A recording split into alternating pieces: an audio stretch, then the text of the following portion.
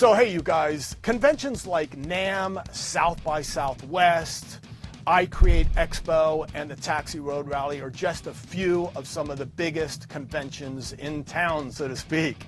Now, sometimes there's fees associated with these events, like getting in, and sometimes travel expenses as well. So you want to make sure to get the most bang for your buck. And this brings us to the topic of our discussion today, and to 3 main points. So let's get to them. Point number 1, prepare in advance. So, you guys, I've had clients that basically were maybe, going to South by Southwest, and they're like, oops, missed the submission policy, for performing there, let's just say, for example. Or I've had people go to conferences and sort of wander around the conference with no real mission because they didn't suss out the schedule prior. And a lot of times they approach certain important people that are at the event, maybe speaking or moderating, and they don't even know how to pronounce their name, or they have no idea what the person does, So that makes for an embarrassing conversation when they come up and they go, what do you do? And the guy like runs Universal. That's not a good way to start a conversation. But in any case, Michael, would you agree that it's probably in the best mindset for people to prepare before they come to the conventions, Yeah, I think of it as a job interview. Mm-hmm. And people are going there. You would hope they would be going to a conference with a purpose in mind. I think most people go because they want to get discovered, whether they're a songwriter, an artist, a composer. But you're right, they don't look at the program. They don't look at when the classes are. If I were going as an attendee, being a guy who actually puts on a conference and goes to great trouble to lay everything out, right, and make it kind of idiot-proof for people so they can find their way around. Right. I would take the program book and highlight the things I want to go to. Exactly. And then when I get there, I would start meeting people, meeting other attendees and saying, have you ever been to this person's class? Have you ever seen a panel like that? Have you been here before? What are the good things to go to? Right. That makes a lot of sense, because then also you're organized when you're there, right?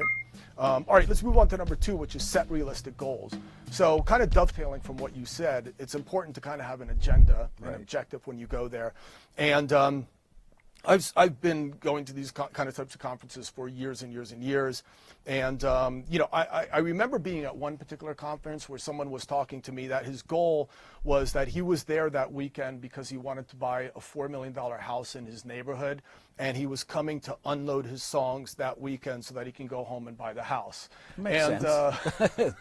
Perfectly normal. Makes perfect sense. So... listen, dream big, all that kind of stuff, but then there's a reality to the situation too. Do you think that it's wise for people to kind of have, to set realistic goals when they come to these conventions, for if anything, so that they don't leave being let down, and also so that they don't embarrass themselves too? Right. I'm not sure Mr. $4 million house would know that he's embarrassing himself, maybe, because that expectation would be so ridiculously off the charts. But that guy exists. He really does. I've met him numerous times.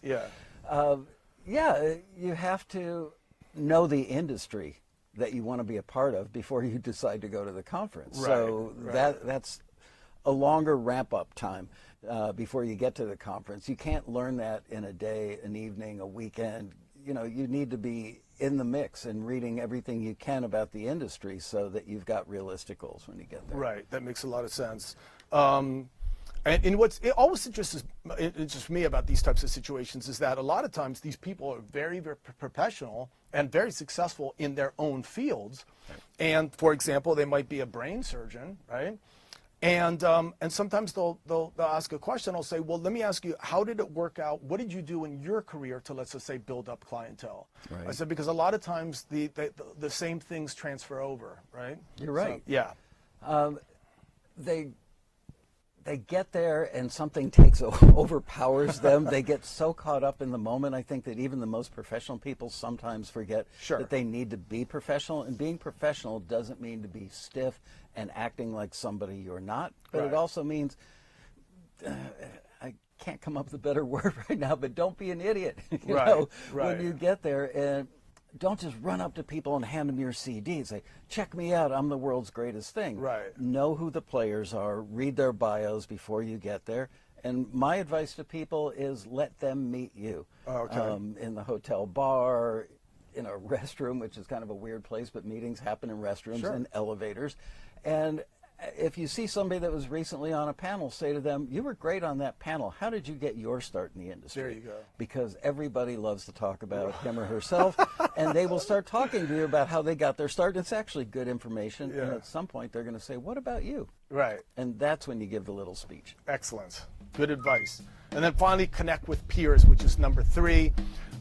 Going to these conventions is important to actually, kind of meet the big people, the people that are the panelists and moderators and keynote speakers, etc. But also, I think that meeting your peers can be also very advantageous. Can you talk to this a little bit? I can. I couldn't agree more. I see it every year at the Taxi Road Rally. Our most successful taxi members have long ago figured out that there are other people who are a year, 2 years, 5 years ahead of them. They meet those people, they get advice from them, they find out which are the good panels, which are the good classes, which are the people you want to meet, but more importantly, oh, really? You build tracks, but you don't write lyrics. Well, I write lyrics, and then they end up collaborating with them, and eventually that results in them probably piggybacking into a relationship or a deal that the more experienced person has. Right, exactly. Yeah. As you pointed out, I used to have this thing I used to call the clique of the future. And basically what that meant is that, a lot of people are always here trying to break into these established cliques that have been around for a long time, when in actuality, if you're in this for real, and you're going to be working yourself up, and all these people around you are going to be working themselves up, you guys are going to be the tight clique of the future. Absolutely. So, really collaborating things like that now with people that you see have that fire is a really good thing. I see it every year at our convention. People who 3 years ago were newbies, they built their own little posse, and now one person in that posse gets a deal, the other people all rise with them. Totally. Rising water does float all boats. Totally. Excellent stuff. If you want to learn more about how you can turn your passion for music into a more successful business, be sure to check out this video or the video linked in the description below. Peace!